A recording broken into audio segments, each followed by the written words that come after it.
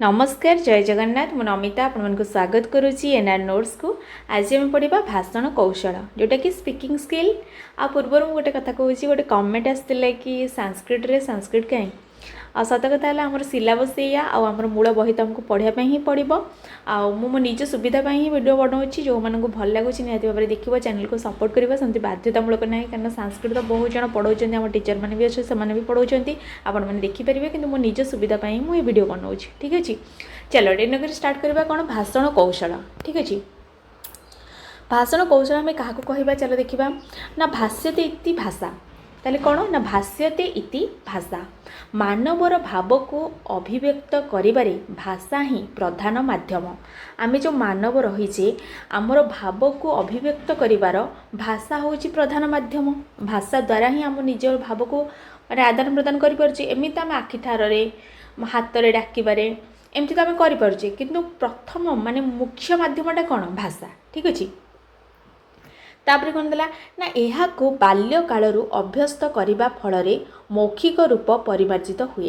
ये जो भाषार मौखिक रूपटी आम जो छोट बड़ा माने लिखनटा आम शिखि न थाए कि पढ़ाटा आम शिखि न थाए तो किसी माने आमर केवल माने कौन माने भाषण जोटा कि बाल्य कालरू कौन अभ्यस्त करने द्वारा आमर कौन मौखिक रूपटा परिमार्जित होता है जोटा कि श्रवण एवं भाषण आम कहवाटा। ठीक अच्छे यहाँ बहुत भल भाव में परिमार्जित होता है।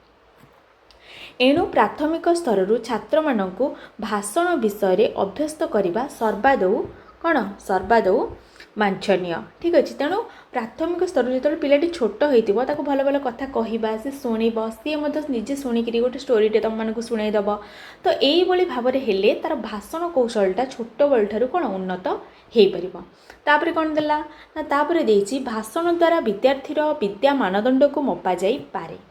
बहुत लोक अच्छी पढ़ीदेवे भल भाव एवं लिखिदेवे भल भाव किंतु दुई धाड़ी कहवाई से देह थरब से कहीपरेनि। ठीक अच्छे तेणुक भाषण द्वारा जी गोटे भल भाषण दे पारुछि ता माने आमे जानिपर कि तार से ज्ञान अच्छी आटा को परिप्रकाश करें आ ठीक भाव भी करें तो ता माने से कौन तार विद्या माने से प्रखर रही आम जाणीनवा। तो भाषण द्वारा ही विद्यार्थीर विद्या मानदंड को मपा जाई पारे। ताले कहा द्वारा विद्यार्थीर विद्या मानदंड को मपा जाई पारे ना भाषण द्वारा। ठीक अच्छे चाणक्य यथार्थरे कहिसंती कौन कहिसंती चाणक्य ना विद्या प्रमाणम मुख भाषणम च। ताले विद्या प्रमाणम मुख भाषणम च किए कहिसंती चाणक्य कहिसंती। तापर कौन ला ना वर्तमान संस्कृत भाषा को श्रवण करने को सुविधा सुजोग पर्याप्त नहीं कहले चले।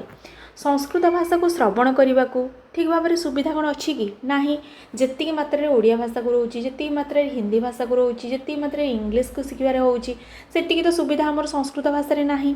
तो वर्तमान संस्कृत भाषा को श्रवण करने को सुविधा सुजोग पर्याप्त नहीं कहले चले। यही भाषा रे प्राथमिक स्तर श्रवण और भाषण देवा प्रचलन कले यार महत्व प्रसार हो पार।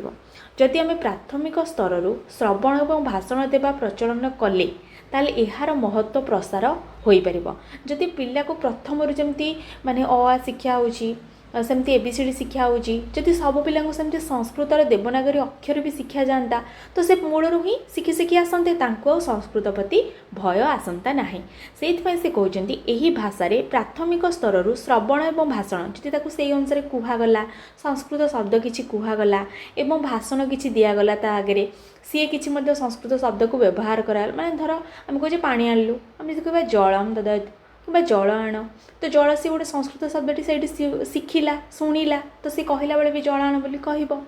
ठीक अच्छे तो से ही भाव में जदि आम छोट पिला कौन श्रवण और भाषण देवा प्रचलन कले प्राथमिक स्तर संस्कृत भाषा यार महत्व प्रसार हो पार। एणु भाषणर अभिवृद्धि निमंते विशेषतः तीनोटी उपाय ग्रहण करने को हुए। ये भाषणर अभिवृद्धि आम साधारणतः भाव में तीनोटी उपाय को ग्रहण करने को पड़ी था। कौन से तीनोटी उपाय ना उच्चारण शिक्षण तापर संभाषण अभ्यास तापर भाषण दक्षता। माने ये जो तीनटा उपाय द्वारा आम भाषण शिक्षा भाषण शिखिपर भल भाव भाषण दे पार कौन फास्ट आम उच्चारण शिखा कारण उच्चारण ना आम स्पष्ट जदि उच्चारण न करें कौन शब्द को तो बुझा भी लोक जी शुणुव श्रोता मैंने से शुणा भी कष्टर माने बुझा भी कष्टर हो तो फास्ट आमको उच्चारण सब शब्दर ठीक भाव में करवा शिखा दरकार तापर कौन संभाषण अभ्यास जिते आम उच्चारण शिखिगले आम संभाषण अभ्यास आम आस्ते आस्ते संस्कृत में कहवा माने कहवा आउ जन कह आम शुणा आम कह सी शुणा तो शुणा सी से अनुसार संभाषण अभ्यास करने द्वारा टिके कौन हम माने आम फास्ट उच्चारण शिखिगले से उच्चारण कर शब्द गुड़िक नहीं संभाषण कले तापर कौन करवा तापर जो आम संभाषण करें आम दक्षता को वृद्धि करवा से तापर कौन करवा भाषण दक्षता शिखा ठीक अच्छे तो फास्ट हूँ उच्चारण शिक्षण द्वितीय कौन संभाषण अभ्यास तापर हूँ भाषण दक्षता ये तीनटा उपाय आम भाषण को डेभलप कर देखा उच्चारण शिक्षण फास्ट कौन रही उच्चारण शिक्षण रे ना उच्चारण शिक्षण रही हर्ष दीर्घ प्लुत भेदरे भाषण प्रदान कले भावाभिव्यक्ति प्रक्रिया उन्नत हुए आम जो उच्चारण करुवा आम से उच्चारण जदि हर्ष दीर्घ हर्षवर्ण हर्ष परिका दीर्घवर्ण दीर्घ परिका प्लुतवर्ण प्लुत भाया उच्चारण हो पारुथिबो आम करिपारुथिबा ताहले कोन से भाषण प्रदान कला बेले भाव अभिव्यक्तटा माने प्रक्रिया उन्नत होता है ताहले आम जो भाव आम जहाँ कहवाई चाहूचे सेटा से प्रक्रियाटा कौन हम उन्नत हम कौन पद वा वाक्य उच्चारण करने समय जितेबाला आम कौन पद वा वाक्य उच्चारण करवा से समय कौन हम ना शारीरिक माने शरीरस्थ वर्णगुड़िक प्रयत्न जितेबाला आम कौन करवा उच्चारण करवा से समय कौन हम शरीरस्थ वर्णगुड़िकर प्रयत्न ठीक अच्छे उच्चारण स्थान प्रयत्न कले कौन बुझ ना उच्चारण स्थान प्रक्रिया विषय रे साम्य ज्ञान होगा उचित आम जो वर्णगुड़िक उच्चारण करुचे से वर्ण विषय आमको साम्य ज्ञान बा सठिक भाव में ज्ञान होगा दरकार किसी किसी ज्ञान आम जानी वर्ण से वर्ण जो वर्णटा को आम उच्चारण करुचे ठीक अच्छे कौन तो उक्त विषय रे पाणिनि शिक्षा 7टी सोपान निर्णय करिसेंती ताले किए ना पाणिनि 7टी सोपान निर्णय करिसेंती आमे केमिति गोटे वर्णटा को उच्चारण करूचे आ से उच्चारण विषय मध्ये हमर सामान्य ज्ञान रहिबा आवश्यक बा साम्य ज्ञान रहिबा आवश्यक तापर देखिबा कौन कौन केमती उच्चारण होची 7टी सोपान कौन कौन चलो देखिबा माने देखो पाणिनि को शिक्षा रे ठीक अछि एटा 7टी सोपान देछि उच्चारण शिक्षणर देखिबा कौन रही ना फास्ट देला देख आत्मबुद्ध्या समेतार्थान मनयुक्त विवक्षया कौन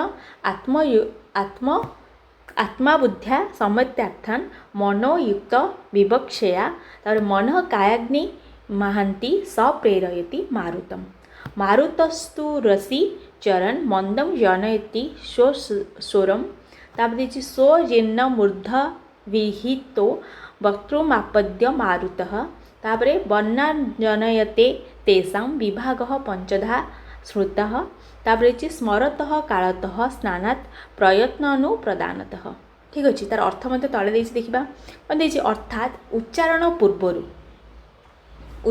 पूर्वर कौन हुए ना आत्मा स्वकीय बुद्धि बल शब्द जानीपरे ताले उच्चारण पूर्वर कौन हम आत्मा फास्ट कौन हम से शब्दटा स्वकीय बुद्धि बल जानीपरे तापर कौन आत्मा फास्ट जानिला तापर कौन ना अर्थ ज्ञान हेबा परे तापर से शब्दर अर्थटा को ज्ञान कला ठीक अच्छे अर्थ ज्ञान हेबा परे प्रकाश करने को मन को प्रेरण करे तापर आत्मा जो जानीदेला शब्दटी कौन तार अर्थ कौन जानला परे से मन को प्रेरण कला तापर कौन है तापर मन कायाग्नि बा नाभि उपरी भाग स्थित को प्रेरण करे ताले मन कौन कला तापर कायाग्नि को प्रेरण कला कायाग्नि कौन नाभिर उपरी भाग स्थित ठीक अच्छे ताकू ही कहुए कौन कायाग्नि सेठी को प्रेरण कला फास्ट आत्मा जानला आत्मा मन को कला मन कायाग्नि को कला तापर चतुर्थ कौन ना कायाग्नि रे पहुँची अग्नि शरीर रे वायु संचार करे तापर माने फोर्थ स्टेज रे कौन ना कायाग्नि जो पहुँची कायाग्नि जो पहुँची कौन शरीर रे वायु संचार कला तापर कौन ना वायु हृदय रे विचरण करी स्वतः ध्वनि उत्पन्न करे वायु कौन करे हृदय रे विचरण करी स्वतः ध्वनि को उत्पन्न करे तापर कौन है ना तापरे वायु मूर्धा भागरे बाधा पाई विभिन्न मुखावयव जो माने जमती कि नासिका जिह्वा दंत प्रभृति को प्रेषण करे ठीक अच्छे तापर शेष में मुखर वायु निष्क्रमण हेबा समय वर्ण गुड़िक वाणी रूप नहीं मुख्यतः प्रकाशित होइथांती ठीक अच्छे ताने फास्ट कौन है ना प्रथमे उच्चारण पूर्वर आत्मा स्वकीय बुद्धि बल शब्द को जानीपारा तापर अर्थज्ञान होगापर आत्मा कौन कला सेकेंड स्टेज मन को प्रेरण कला तापर मन कायाग्नि को प्रेरण कला तापर कायाग्नि पहुँची वायु शरीर माने शरीर से कौन वायु संचार कला तापर वायु हृदय विचरण कर स्वतः ध्वनि को उत्पन्न कला उत्पन्न करने पर कौन है ना वायु मूर्ध भाग बाधा पाए विभिन्न प्रकार मुखावयव जो जो सब उच्चारण स्थान अच्छी नासिका जीभ दंत प्रभृति को प्रेषण करे तापर कौन सात माने लास्ट स्टेज रे शेष मुखर वायुर निष्क्रमण हेबा समय वर्णगुड़िक कौन वाणी रूप नहीं मुख्यतः प्रकाशित होता। ठीक अच्छे ये स्वर देकरी माने पाणिनीय शिक्षा कहुई कि गोटे वर्णटी उच्चारण हुए। तापर गला तापर कौन देती वाणी रूप से जो कहला कि वाणी रूप नहीं मुख मुख्यतः प्रकाशित हुए से वाणी रूप कौन ना वाणी रूप आम भल भाव जाना वाणी रूप कौन ना वायु मुखावयव आघात प्राप्त होई वायु जितेबाला मुखावयव आघात प्राप्त होई जो वर्णाकृति उच्चारित हुअंती ताहाकु ही वाणी रूप कहुए। ठीक अच्छे वायु मुखावयव आघात प्राप्त होई जो वाणी रूप बा वाणी कृति वर्णाकृति उच्चारित हुअंती ताले वायु मुखावयव आघात होइकिरी जो वर्णाकृति जो वर्णटी उच्चारित हुअंती ताहाकु ही कौन कहुए वाणी बोली कहती। ठीक अच्छे तार स्वरूप वर्णना करने को जाई मुनि ऋषि गण विभिन्न मत पोषण करथिले ताहा कौन करथिले भी ताहार चारोटी स्वरूप स्वीकार करा जायछि। ठीक अच्छे विभिन्न प्रकार मुनि विभिन्न प्रकार मत देइथिले मध्य तार केवल चारोटी स्वरूप बा माने वाणीर चारोटी स्वरूप को स्वीकार करा जायछि। कौन से चारोटी स्वरूप चला देखिबा ना मुख्यतः वाणीर चारिटा स्वरूप रही कौन कौन परा पश्यंती मध्यमा वैखरी। ठीक अच्छे फास्ट परा तापर पश्यंती तापर मध्यमा तापर वैखरी। ठीक अच्छे यही क्रम अनुसार आम भी देखा फास्ट कौन देला परावाणी परावाणी हूँ कौन यह ब्रह्म स्वरूप माने ब्रह्म स्वरूप को धारण करें हूँ कौन ब्रह्म स्वरूपा ताले परावाणी हूँ ब्रह्म स्वरूपा जोटा कि यह ब्रह्म स्वरूप को धारण करिछि। यार अन्य नाम सरस्वती कहार अन्य नाम सरस्वती ना परावाणीर यह अन्य वर्ण रूप मूलाधार रूपे गृहीत जेहेतु फास्ट यहाँ हूँ मूलाधार रूप तार मूलधारा वाणिका ना परावाणी ब्रह्मस्वरूप किए ना परावाणी तापर मान तार सरस्वती बोली नाम कहार अच्छी कौ वाणीर ना परावाणीर। ठीक अच्छे तापर यह अन्य वर्ण रूपर मूलधार रूपे गृहीत। ठीक अच्छे अन्य वर्ण गुड़िकर रूपर कौन मूलधारा रूप गृहीत होइछि। एही मूलवाणीर उद्गम स्रोत बहिप्रकाश्य एही मूलवाणीर उद्गम स्रोत होछि बहिप्रकाश्य तापर देखिए एणु एही वाणी प्रथम रूपे कुहाଯାଇଛି एही वाणी हूँ प्रथम रूपे कुहाଯାଇଛି। अभिरूप कौन मूलधारात ताले कुहाଯାଇଛି कौन अभिरूप मूलधारात का वाणी ना परावाणी। ठीक अच्छे तापर प्रथम उदिता नाद स्वरूप वर्ण ताले ए मध्य प्रथम उदित नाद स्वरूप वर्ण किए ना परावाणी। ठीक अच्छे परा अथवा मूलाधारात प्रथम उदित यतु भाव पराक्ष। ठीक अच्छे ये मध्य किए ना परावाणी तापर यहाँ सब कौन कहुई पदटी ना अलंकार कौस्तुभ कहुई। ठीक अच्छे आउ थे कहीदे अभिरूप मूलधारात यहाँ मध्य परावाणी प्रथम उदित से प्रथम उदित नाद स्वरूप वर्ण यहाँ मध्य परावाणी तापर देछि कौन मूलधारात प्रथम मुदित यतु भाव पराक्ष यहाँ कौन अच्छी ना यहाँ हूँ अलंकार कौस्तुभ अच्छी यहाँ परावाणीर।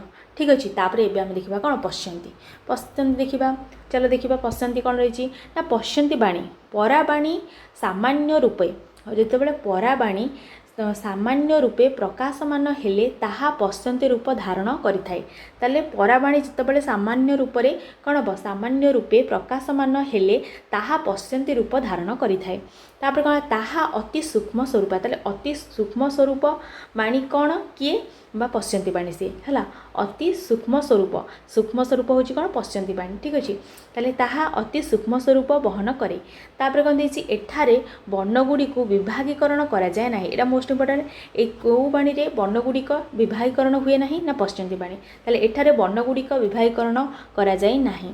तापर कौन देछि परावाणी मध्यमा रूपे प्रकट माने ପରାବାଣୀଟା କ'ଣ ହୁଏ ନା ମଧ୍ୟମା ରୂପରେ ତଟସ୍ଥ ଭାବ ବହନ କରି ପଶ୍ୟନ୍ତୀ ରୂପରେ ପ୍ରକାଶିତ ହୋଇଥାନ୍ତି।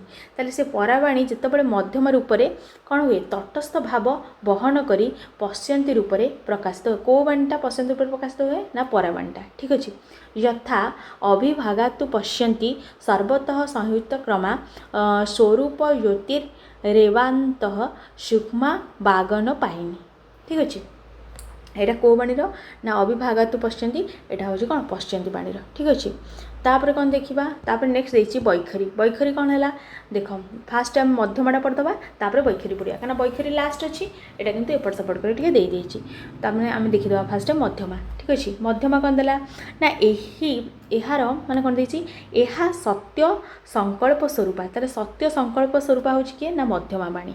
ପଶ୍ୟନ୍ତୀ ଏବଂ ବୈଖରୀ ମଧ୍ୟରେ ଅବସ୍ଥାନ କରି, ପଶ୍ୟନ୍ତୀ ଏବଂ ବୈଖରୀ ମଝିରେ କିଏ ନା ମଧ୍ୟମା ବାଣୀ ତା କରି ଅନୁପାତ କ୍ରମରେ, କିଏ ଅନୁପାତ କ୍ରମରେ ପ୍ରାଣବୃତ୍ତିକୁ ଅତିକ୍ରମ କରିଥାଏ ନା ମଧ୍ୟମା ବାଣୀ। ଠିକ୍ ଅଛି।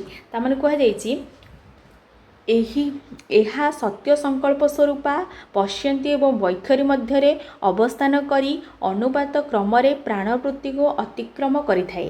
ଯଥା ଅନ୍ତଃ ସଂକଳ୍ପ ସ୍ୱରୂପା। ଠିକ୍ ଅଛି। ଅନ୍ତଃ ସଂକଳ୍ପ ସ୍ୱରୂପା କିଏ ମଧ୍ୟମା ବାଣୀ। କ୍ରମ ରୂପାନୁପାତିନୀ କିଏ ନା ମଧ୍ୟମା ବାଣୀ। ପ୍ରାଣବୃତ୍ତି ଅତିକ୍ରମ ମଧ୍ୟମା ବା ପ୍ରବର୍ତ୍ତେ, ଇଏ ମଧ୍ୟ ମଧ୍ୟମା ବାଣୀ। ତାପରେ ଦେଇଛି ଉପରି ଲିଖିତ ବର୍ଣ୍ଣନାରୁ ଏହି ଚାରୋଟି ବାଣୀର ଚାରୋଟି ସ୍ୱରୂପ ରହିଛି। এই ଚାରୋଟି ବାଣୀର ମଧ୍ୟ ଚାରୋଟି ସ୍ୱରୂପ ରହିଛି। କ'ଣ କ'ଣ ଆମେ ପରେ ଦେଖିବା। ଆମେ ବୈଖରୀଟା ଫାଷ୍ଟ ପଢ଼ିଦେବା। ପରାବାଣୀ ବୈଖରୀ ରୂପରେ ପ୍ରକଟିତ ହୁଏ। ତାହେଲେ ପରାବାଣୀ ହିଁ କ'ଣ ବୈଖରୀ ରୂପରେ ପ୍ରକଟିତ ହୋଇଥାଏ। ଏହାଦ୍ୱାରା ବର୍ଣ୍ଣ ସମୂହର ଉଚ୍ଚାରିତ ରୂପ, ଏହାଦ୍ୱାରା କାହା ଦ୍ୱାରା ବୈଖରୀ ଦ୍ୱାରା, ଏହାଦ୍ୱାରା ବର୍ଣ୍ଣ ସମୂହର ଉଚ୍ଚାରିତ ରୂପ ପ୍ରକାଶିତ ହୋଇଥାନ୍ତି। ଠିକ୍ ଅଛି। ତାପରେ କ'ଣ ହେଲା ଯଥା ସ୍ଥାନେଷୁ ବିବୃତ୍ତେ ବାୟୋକୃତ ବର୍ଣ୍ଣା ପରିଗ୍ରାହା। ଠିକ୍ ଅଛି। ଏଇଟା ହେଉଛି କ'ଣ ବୈଖରୀ ବାକ୍ୟ। ତାପରେ ବୈଖରୀ ବାକ୍ ପ୍ରୟୁକ୍ତାଣ ପ୍ରାଣବୃତ୍ତି ନିବନ୍ଧନା, ପ୍ରାଣବୃତ୍ତି ନିବନ୍ଧନା। ଠିକ୍ ଅଛି। ତାପରେ ଏବେ ଆମେ ଦେଖିବା ମାନେ ଉପରି ଲିଖିତ ବର୍ଣ୍ଣଗୁଡ଼ିକ ବା ବର୍ଣ୍ଣନାରୁ ଏହି ଚାରୋଟି ବାଣୀର ଚାରୋଟି ସ୍ୱରୂପ ରହିଛି। କ'ଣ କ'ଣ ସ୍ୱରୂପ ରହିଛି ନା ପରାବାଣୀ ଗୋଟେ। ଠିକ୍ ଅଛି। ପରାବାଣୀର କ'ଣ ରହିଛି, ଇଏ ହେଉଛି ପରାବାଣୀଟା ହେଉଛି ବ୍ରହ୍ମ ସ୍ୱରୂପା। ତାପରେ ପଶ୍ୟନ୍ତୀ ବାଣୀ ରହିଛି, ପଶ୍ୟନ୍ତୀ ବାଣୀ କ'ଣ ପ୍ରକାଶ ରୂପା। ତାପରେ ବୈଖରୀ ରହିଛି କ'ଣ, ବୈଖରୀ ହେଉଛି ପ୍ରକଟ ରୂପା। ତାପରେ ମଧ୍ୟମା ରହିଛି କ'ଣ ଅନ୍ତଃ ସଂକଳ୍ପ ସ୍ୱରୂପା। ଠିକ୍ ଅଛି। ତାହେଲେ ବ୍ରହ୍ମ ସ୍ୱରୂପା ହେଉଛି ଫାଷ୍ଟ ପରାବାଣୀ। ତାପରେ ହେଉଛି କ'ଣ ପଶ୍ୟନ୍ତୀ ହେଉଛି ପ୍ରକାଶ ରୂପା, ପରାବାଣୀଟା ପ୍ରକାଶିତ ରୂପ ହୋଇଛି କ'ଣ ପଶ୍ୟନ୍ତୀରେ। ତାପରେ ବୈଖରୀ ହେଉଛି କ'ଣ ପ୍ରକଟ, ସେ ପୁରା ପ୍ରକଟିତ ହୋଇଗଲା। ତାପରେ ମଧ୍ୟମା ହେଉଛି କ'ଣ ଅନ୍ତଃ ସଂକଳ୍ପ ସ୍ୱରୂପା। ତାପରେ ଦେଖିବା ନେକ୍ସଟ କ'ଣ ରହିଛି ନା ବର୍ଣ୍ଣ ବର୍ଗୀକରଣ, ବର୍ଣ୍ଣଗୁଡ଼ିକର ବର୍ଗୀକରଣ। ଠିକ୍ ଅଛି। ଆମେ କ'ଣ ଜାଣିଦେଲେ, ଆମେ ଜାଣିଦେଲେ ହେଲା କ'ଣ ପରା ପଶ୍ୟନ୍ତୀ ମଧ୍ୟମା ବୈଖରୀ ଏ କ'ଣ ବାଣୀର ସ୍ୱରୂପ। ତାପରେ ଏବେ ଆମେ କ'ଣ ଦେଖିବା ନା ବର୍ଣ୍ଣ ବର୍ଗୀକରଣ ବିଷୟରେ ଜାଣିବା। ବର୍ଣ୍ଣଗୁଡ଼ିକ କେମିତି ବର୍ଗୀକରଣ ହେଇଛି ଚାଲ ଦେଖିବା। ନା ସଂସ୍କୃତର ଏକ ଆଖ୍ୟାୟିକାରୁ ପ୍ରମାଣିତ ହୁଏ ଯେ, ତାହେଲେ ସଂସ୍କୃତର ଏକ ଆଖ୍ୟାୟିକାରୁ ପ୍ରମାଣିତ ହୁଏ ଯେ, କ'ଣ ପ୍ରମାଣିତ ହୁଏ ନା ମହର୍ଷି ପାଣିନି ପ୍ରଥମେ ଶିବଙ୍କ ନିକଟକୁ ଯାଇ ପ୍ରାର୍ଥନା କରିଥିଲେ।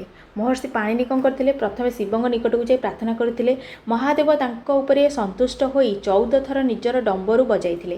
ତାହେଲେ ମହାଦେବ ସନ୍ତୁଷ୍ଟ ହୋଇ କ'ଣ କରିଥିଲେ ନା 14 ଥର ନିଜର ଡମ୍ବରୁ ବଜାଇଥିଲେ। ସେଥିରୁ କ'ଣ ପାଣିନି ଚତୁର୍ଦ୍ଦଶ ଶିବସୂତ୍ର ଜାଲ ବା ମାହେଶ୍ୱର ସୂତ୍ର ରଚନା କଲେ। ତାପରେ ସେଇଥିରୁ ହିଁ କ'ଣ କଲେ ପାଣିନି ନା ଚତୁର୍ଦ୍ଦଶ ମାହେଶ୍ୱର ସୂତ୍ର ବା ଶିବସୂତ୍ର ଜାଲ, ଦୁଇଟା ନାଁ ତାର, ତ ତାକୁ ରଚନା କଲେ। ଠିକ୍ ଅଛି। କ'ଣ ସେ ଚତୁର୍ଦ୍ଦଶ ମାହେଶ୍ୱର ସୂତ୍ର ଚାଲ ଜାଣିବା। ଫାଷ୍ଟ ହେଉଛି କ'ଣ ଅୟୁଣ, ତାପରେ ରୁଲ୍ଲୁକ୍, ତାପରେ ଏୟଂ, ତାପରେ ଏୟଚ୍, ତାପରେ ହୟବରଟ, ତାପରେ ଲଣ, ୟମଗଣନମ, ଝବଞ୍ଜ, ଘଡ଼ଧସ, ଜବଗଡ଼ଧସ, ତାପରେ ଖଫଛଟ ଠ ଥ च ट त, ତାପରେ କଫୟ ଶଶର ହଳ। ଠିକ୍ ଅଛି। ଏଇଟା ହେଉଛି ଚତୁର୍ଦ୍ଦଶ ମାହେଶ୍ୱର ସୂତ୍ର। ଏହି ସୂତ୍ରଗୁଡ଼ିକର ଶେଷ ବର୍ଣ୍ଣ ଲୋପ କଲେ ଏକ ବର୍ଣ୍ଣାବଳୀ ପ୍ରାପ୍ତ ହୁଏ। ଠିକ୍ ଅଛି। ଏହାର ଶେଷ ବର୍ଣ୍ଣଗୁଡ଼ିକ ଯେଉଁ ହଳନ୍ତି ଦିଆଯାଇଛି ସେଗୁଡ଼ା ସବୁ ଲୋପ କରିଦେଲେ ଏକ ବର୍ଣ୍ଣାବଳୀ କ'ଣ ପ୍ରାପ୍ତ ହୁଏ। ଏହାର ସଂଖ୍ୟା ହେଉଛି 43। ठीक अच्छे ये जो माने लास्ट वर्ण जो हलंत लगी से हलंत गुड़िक सब लोप करदेले टोटाली वर्ण संख्या कौन हो ना 43 होगा सब लोप कराई ठीक अच्छे लोप करदेले टोटाली वर्ण संख्या कौन हो 43 होते माहेश्वर सूत्र संस्कृत वर्ण संख्या केते 43 किंतु ह वर्ण दुई थर रही समुदाय वर्ण 42 ठीक अच्छे कि 43टा सीना हम कि ह वर्ण दुई थर अच्छे गोटे काटिदेले कौन हम 42 वर्ण ठीक अच्छे ताले संस्कृत में मोट 42 वर्ण माहेश्वर सूत्र अनुसार तन्मध्यरु स्वर वर्ण हूँ 9टी तामध्यरु कौन स्वर वर्ण हूँ 9टी तापर व्यंजन वर्ण हूँ 25टी ठीक अच्छे तापर अंत्यस्थ वर्ण हूँ 4टी उष्म वर्ण हूँ 4टी किंतु ओडिया भाषा रे वर्ण संख्या विषय रे विविध मतभेद थिले भी मुख्यतः आ दीर्घई हर्षौ ळ अनुसार विसर्ग चंद्रबिंदु को मिसाई 49टी वर्ण गृहीत ओडिया रे केतेटा वर्ण 49टी ठीक अच्छे माहेश्वर सूत्र अनुसार संस्कृत वर्ण संख्या 42टी आउ स्वर वर्ण संख्या माहेश्वर सूत्र अनुसार 9टी आउ 25टी हूँ व्यंजन वर्ण आउ अंतस्थ वर्ण 4टी उष्म वर्ण हूँ 4टी ठीक अच्छे तापर कौन देला ना वर्णर भेद आमे भी देखिबा कौन वर्णर भेद देखिबा वर्णर भेद रही कौन ना वर्ण समूहर उच्चारण आदि को दृष्टि रखी मुख्यतः 5 प्रकार भेद रही वर्ण समूहर केते 5 प्रकार भेद रही माने क्या दृष्टि रखिकी ना उच्चारण आदि को दृष्टि रखिकी कौन से 5 प्रकार भेद चल देखा गोटे हूँ कौन स्वर भेद आउ गोटे हूँ काल भेद आउ गोटे हूँ उच्चारण स्थान भेद आउ गोटे हूँ कौन आभ्यंतर प्रयत्न बाह्य प्रयत्न ठीक अच्छे यहाँ हूँ 4टा मैंने 5टा होगा आभ्यंतर प्रयत्न गोटे बाह्य प्रयत्न गोटे ठीक अच्छे ना तौक देना ठीक अच्छे 5 प्रकार देखा फास्ट हूँ कौन स्वर भेद हूँ देख स्वर भेद कौन रहा ना उच्चारण आदि को स्वर वर्ण गुड़िकर उच्चारण आदि स्वर वर्ण गुड़िकर उच्चता और निम्नता को आधार करी ताहा 3 भाग में विभक्त कराई जितेबले कौन कराई ना उच्चारण आदि को स्वर वर्ण गुड़िकर उच्चता और निम्नता जितेबले आम उच्चारण करुचे स्वर वर्ण गुड़िकर उच्चता और निम्नता को आधार करी 3 भाग में विभक्त कराई कौन कौन ना उदात्त अनुदात्त स्वरित उदात्त अनुदात्त स्वरित यहाँ हूँ स्वर भेद ताले स्वर भेद 3टी उदात्त अनुदात्त स्वरित तापर आसला कौन ना तापर आसला कौन कालभेद मैं देखा कालभेद कौन ना कालभेद हूँ समय को आधार करी समय केते समय गोटे वर्ण उच्चारण हो समय को आधार करी गुड़िक उच्चारण करा जाए कौन कौन रहा से फास्ट रहा यहाँ केते प्रकार 3 प्रकार कौन रहा ना हर्ष एक मात्रा जोटा कि तापरे दीर्घ जोटा कि 2 मात्रा तापरे प्लुत ठीक अच्छे हर्ष दीर्घ प्लुत हूँ कालभेद स्वरभेद हूँ उदात्त अनुदात्त स्वरित ठीक अच्छे आ हर्ष हूँ एक मात्रा तापरे दीर्घ हूँ 2 मात्रा प्लुत हूँ 3 मात्रा ठीक अच्छे 3 मात्रा काल तापर आसला कौन ना तापर आसी कौन देखा तापर आसला उच्चारण स्थान भेद ठीक अच्छे उच्चारण स्थान भेद हूँ देखा यह प्रधानतः 10 प्रकार उच्चारण स्थान भेद केते प्रकार उच्चारण स्थान हूँ माने 10 प्रकार कौन कौन कंठ तालु मूर्धा दंत ओष्ठ नासिका कंठतालु कंठोष्ठ दंतोष्ठ जिहामूल ठीक अच्छे ये 10टा हूँ उच्चारण स्थान भेद ठीक अच्छे स्वर भेद 3टा कालभेद 3टा उच्चारण स्थान किंतु 10टा तापर आसला आभ्यंतर प्रयत्न दृष्टि भेद हूँ 2टा गोटे हूँ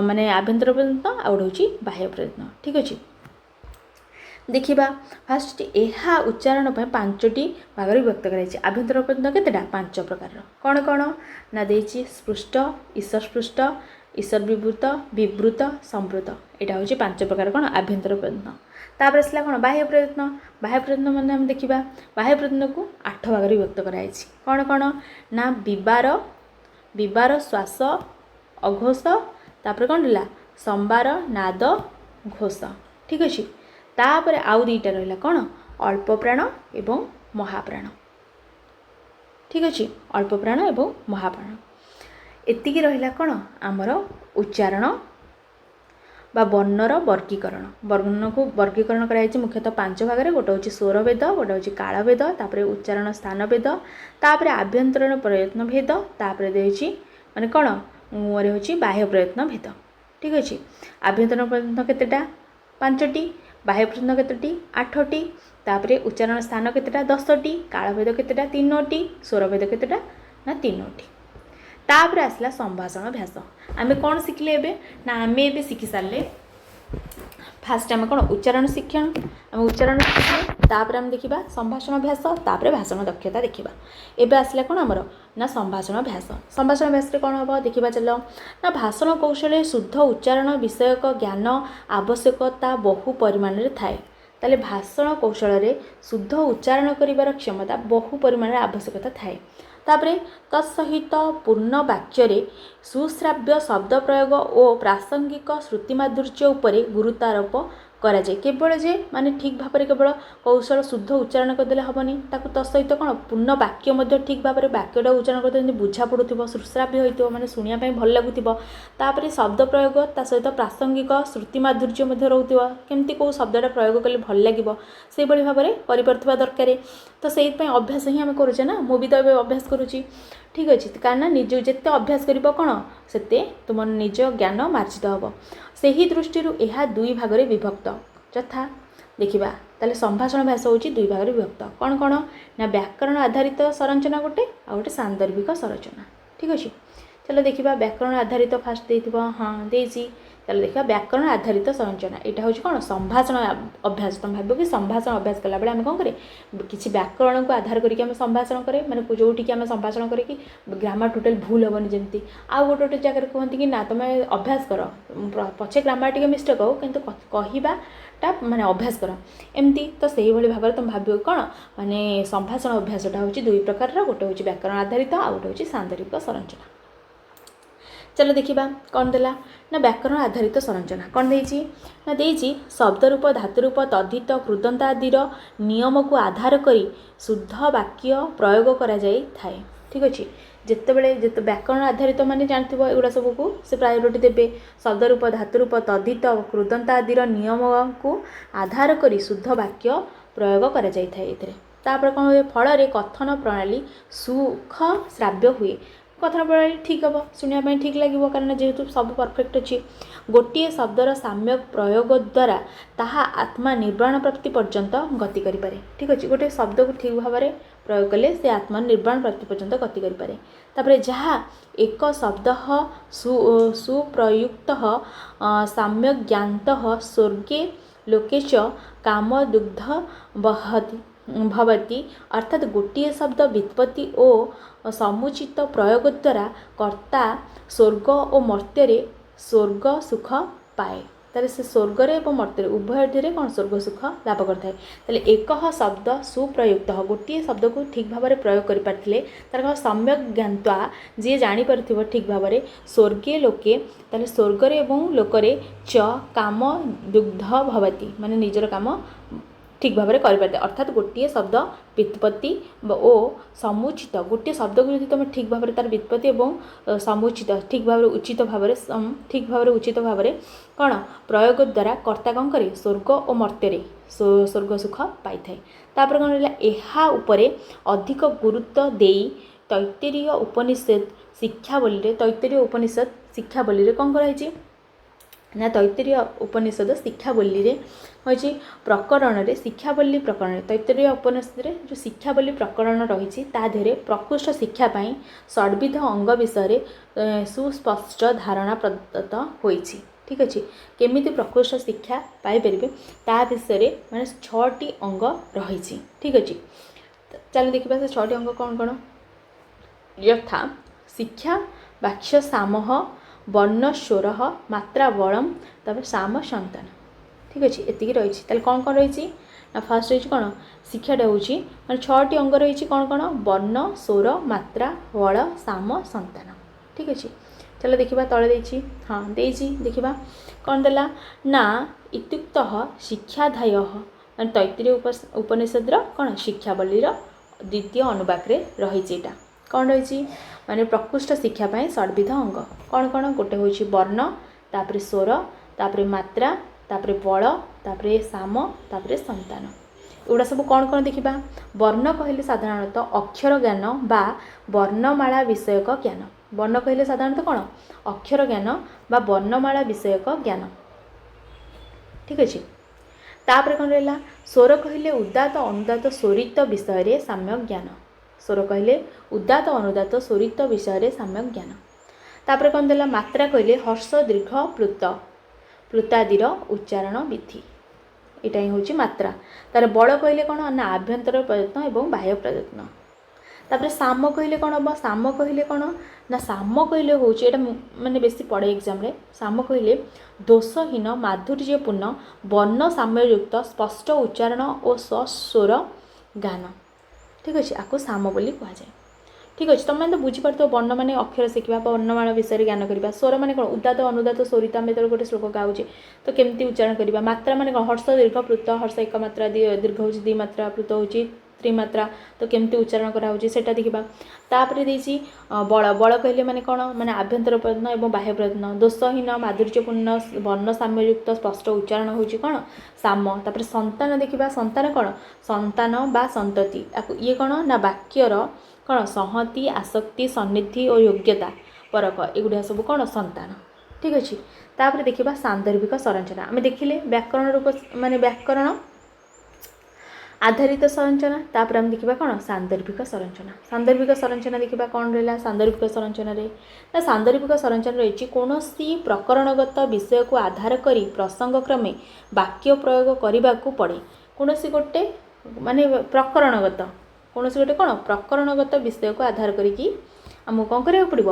ନା ବାକ୍ୟ ପ୍ରୟୋଗ କରିବା ପାଇଁ ପଡ଼ିବ। ଆମେ ଯେତେବେଳେ ସମ୍ଭାଷଣ ଅଭ୍ୟାସ କରିବା ଆମେ ଗୋଟେ ପ୍ରକରଣକୁ ଆଧାର କରି ପ୍ରୟୋଗ କରିବା ପାଇଁ ପଡ଼ିବ, ନୁହେଁ କି ଗୋଟେ ଗ୍ରାମାର ସଦର୍ଭ ଧାତୁର୍ଭ ଗୋଟେ ପ୍ରକରଣକୁ। ଠିକ୍ ଅଛି, କୌଣସି ପ୍ରକରଣଗତ ବିଷୟକୁ ଆଧାର କରି ପ୍ରସଙ୍ଗ କ୍ରମେ କ'ଣ? ବାକ୍ୟ ପ୍ରୟୋଗ କରିବାକୁ ପଡ଼ିଥାଏ।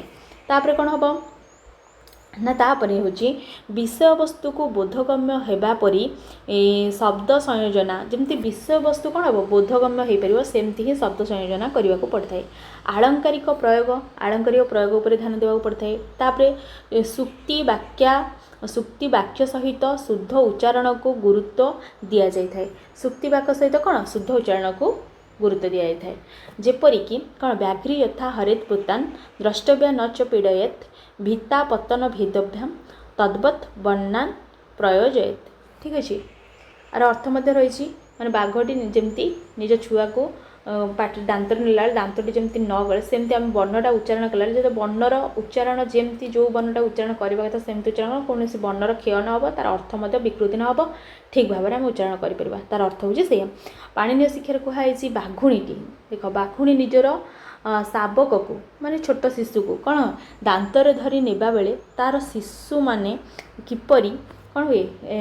ଛାମୁ ଦାନ୍ତରେ କ'ଣ ପୀଡ଼ା ନ ପାଇ ସେଇ ଦାନ୍ତରେ ପୁଣି ସେ ମଣିଷ ମାରିଦେବ, କିନ୍ତୁ ସେଇ ଦାନ୍ତରେ ଯେତେବେଳେ ଧରିଥିବ ଏମିତି ଧରିଥିବ ଯେ ତାଙ୍କ ଛୁଆର କୌଣସି ପୀଡ଼ା ନ ପାଇ, ସେ କ'ଣ କୌଣସି କଷ୍ଟ ନ ପାଇ, ତଳେ ନ ପଡ଼ି, ତଳେ ମଧ୍ୟ ସେ ପଡ଼ିବେନି। ତାପରେ କ'ଣ? ତାଙ୍କ ଶରୀର କିପରି କ୍ଷତ ବିକ୍ଷତ ନ ହୁଏ, କେମିତି ତା ଶରୀର କ୍ଷତ ବିକ୍ଷତ ନ ହୁଏ ତା ପ୍ରତି ସେ ଧ୍ୟାନ ଦେଇଥାଏ। ଠିକ୍ ଅଛି, ସେହିପରି ଲେଖକ ନିଜର ପ୍ରସଙ୍ଗକୁ ଲକ୍ଷ୍ୟ କରି ସର୍ବଦା କ'ଣ? ଶବ୍ଦ ଓ ବାକ୍ୟ ପ୍ରୟୋଗ କରିବା ଉଚିତ, ଯେପରିକି ତା'ର ବର୍ଣ୍ଣନା ସନ୍ଦର୍ଭ ମୂଳ ତତ୍ତ୍ୱକୁ ନଷ୍ଟ ନ କରେ। ଠିକ୍ ଅଛି, ସେ ଯେଉଁଥିପାଇଁ ରଚନା କରୁଛନ୍ତି, ଯେତେବେଳେ ରଚନା କରୁଛନ୍ତି ସେତିକିବେଳେ କେବଳ ଯେ ଗ୍ରାମାରକୁ ଆଖି ଦୃଷ୍ଟି ଆଗରେ ରଖିକିରି ନିଜ ପ୍ରସଙ୍ଗକୁ ଭୁଲିଯିବେ, ଯାହା ମାନେ ଶବ୍ଦକୁ ମାନେ ଠିକ୍ ଭାବରେ ପ୍ରୟୋଗ କରିବାକୁ ଯାଇକିରି ତାଙ୍କର ଯେଉଁ ଭାବ ଦେବାକୁ ଚାହୁଁଛନ୍ତି ସେଇଟାକୁ ମଧ୍ୟ ଭୁଲିଯିବେ ଏବଂ ତାଙ୍କର ପ୍ରସଙ୍ଗଟା କୁଆଡ଼େ ପଳେଇବ ମାନେ ବୁଝି ହେବନି ଠିକ୍ ଭାବରେ, ତ ସେମିତି ହେବନି। ସେ ସବୁକୁ ଦୃଷ୍ଟିରେ ରଖିକିରି ଯେମିତି ବାଘୁଣୀ ସବୁକୁ ଦୃଷ୍ଟିରେ ରଖି ତା ଛୁଆକୁ ସୁରକ୍ଷିତ ନେଇଯାଏ, ସେମିତି ସବୁ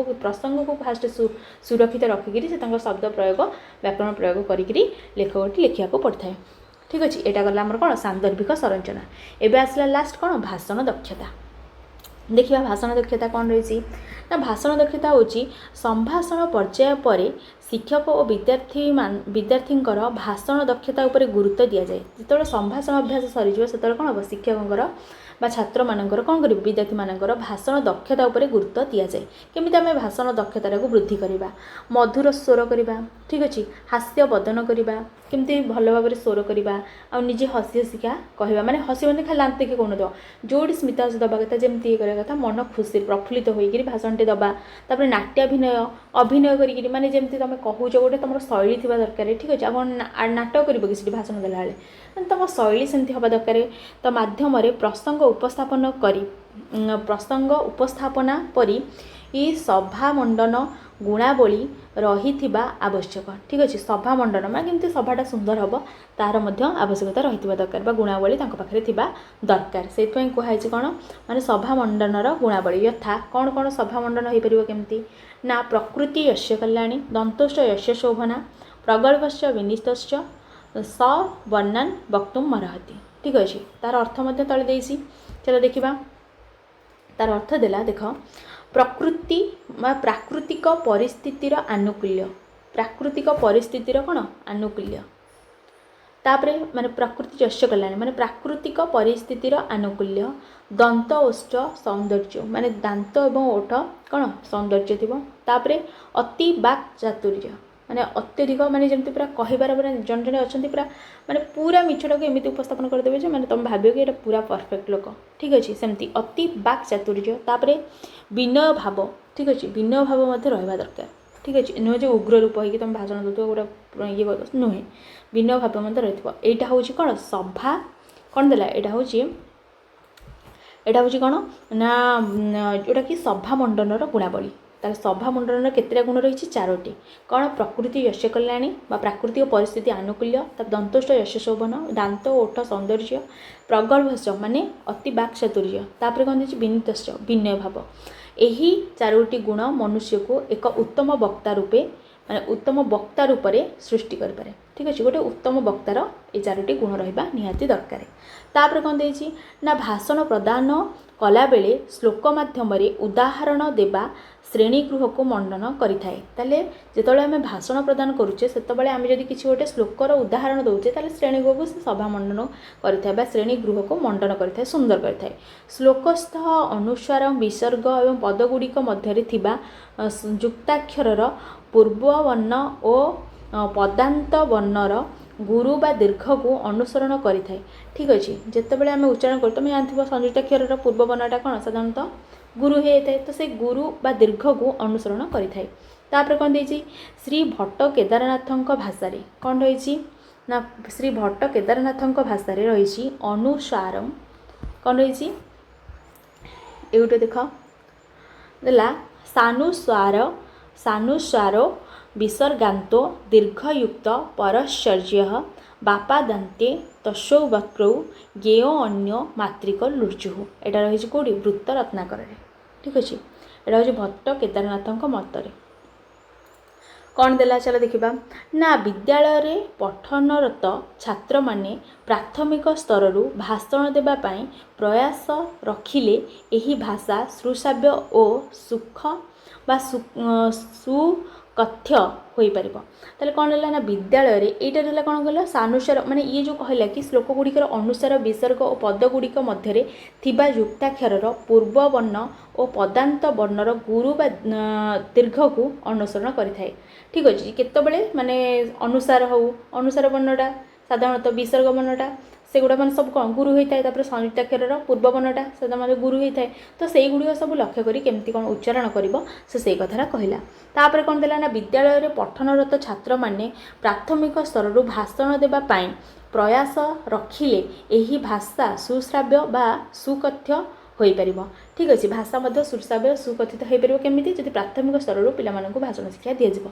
तर एणु संस्कृत भाषा वाग्मिता सृष्टि करने तेणुक कौन संस्कृत भाषा वाग्मिता मैं ठीक भाव में कहीपर विद्यार्थी मानक शिखेवाई एणु संस्कृत भाषा वाग्मिता सृष्टि करने शिक्षार्थी माने यत्नशील होगा सर्वादौ वांछनीय शिक्षार्थी मानकर कौन यत्नशील होगा निहाती आवश्यक। ठीक अच्छे वाग्मिता वृद्धि मार्गत्रय ये जो वाग्मिता वृद्धि आम कहार वृद्धि केमती करवा आम संस्कृत भाषा तार मार्ग तीनटा रही कौन कौन रही ना शिक्षक छात्र मानक उत्तम वाग्मी रूपे सृष्टि करने निम्नोक्त मार्ग त्रय को अनुसरण करने उचित तीनटा मार्ग को शिक्षक अनुसरण करने उचित। कौन कौन चल देखा मानसिक भारसाम्य सुरक्षा गोटे कौन मानसिक भारसाम्य सुरक्षा आ गोटे हूँ ध्वनि तत्व संबंधी ज्ञान तापर पुनः प्रयास एति कले आम उत्तम वाग्मी बा उत्तम वक्ता हो पार। ठीक अच्छे चलो से गुड़ कौन कौन देखा ना फास्ट देख फास्ट है स्वकीय भाषा शब्दावली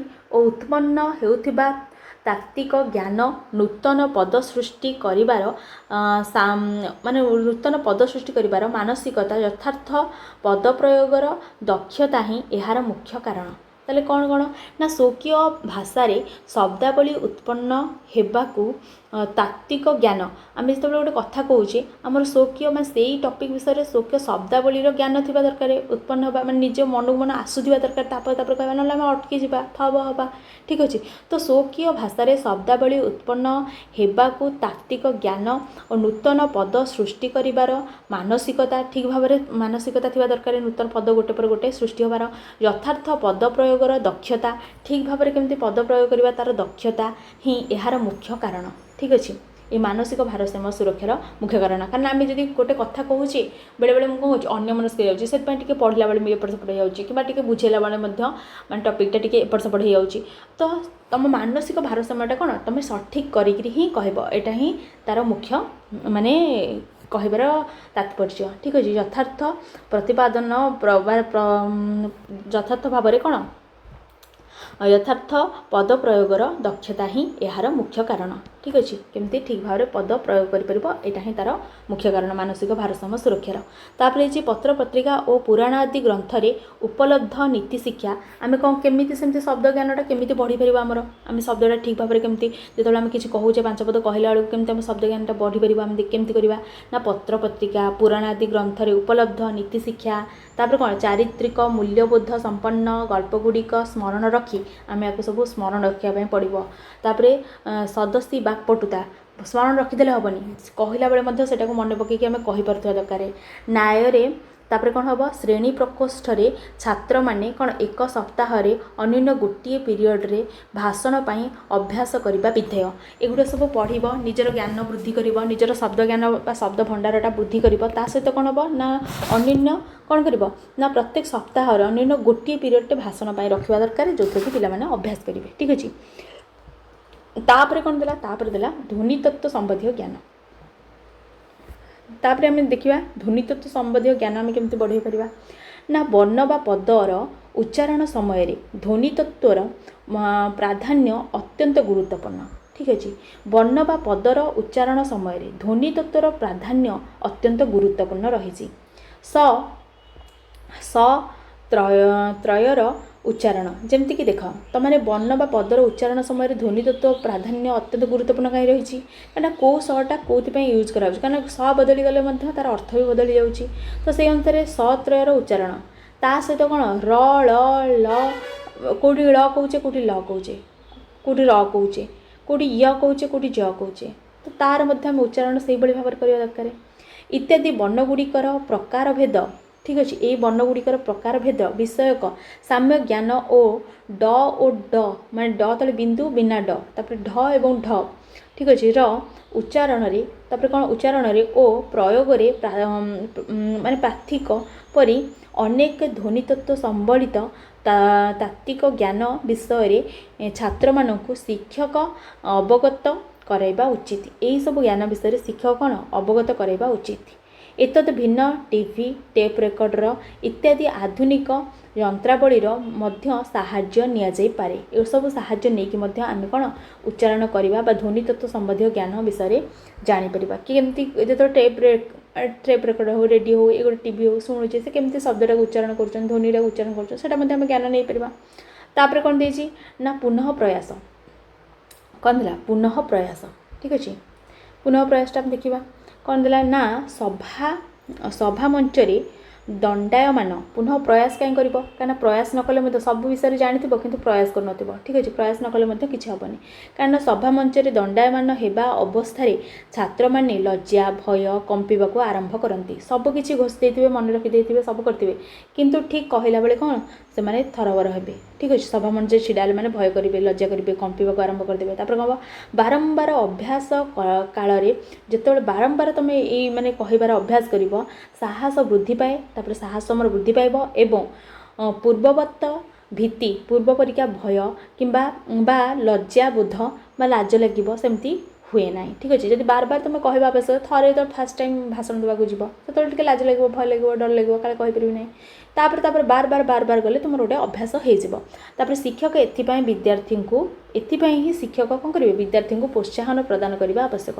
प्रोत्साहन देले तो से बार बार जी तो उत्तम और उत्साही शिक्षकों द्वारा ओके उत्तम शिक्षक होते उत्साही शिक्षक होते द्वारा विद्यार्थी माने उत्तम वाग्मी हो पारे समाज रे एक क्रांतिकारी परिवर्तन होगा सुनिश्चित उत्तम शिक्षक एथिपाई कौन उत्तम शिक्षक रही दरकार से शिक्षकर आग्रह दरकार ये भाषण भाषण प्रति से अधे शिक्षक अच्छा कहीं से गुड़ा सब भाग नौ किसी दरकार ना बोली कहते भी तो सेमती नुहे जो जी मैंने उत्साही होते जो मैंने सब पिला विभिन्न प्रकार जिन शिखापी चाहूबे तो से द्वारा ही कौन हो पारे गोटे क्रांतिकारी परिवर्तन होगा सुनिश्चित कारण से पिला उपयुक्त शिक्षण दे पारे ठीक भाषण शिखई पारे यहीटा है आमर कौन भाषण कौशल तुम मैंने पढ़ बुझ जो मैंने क्लास भल लगे निहाती चैनल को सपोर्ट कर आम तो एमती मूल बहीटा को फास्ट पढ़ा तापर माराथन क्लास रे पूरा टोटाल रीडिंग मारदे तापर जाकि आम कौन करवा एमती करिका यूनिट गुड़ाक सारा 3टा यूनिट आम कौन करवा तार नोट गुड़ाक पढ़ा तापर क्वेश्चन आंसर करवा ठीक अच्छे मैंने क्वेश्चन में बहुत किसी क्वेश्चन आम करवा ये रखुच्छी भिडियो जो मैंने लास्ट टाइम देखी से बहुत बहुत धन्यवाद आगे आम पठन कौशल पढ़ा।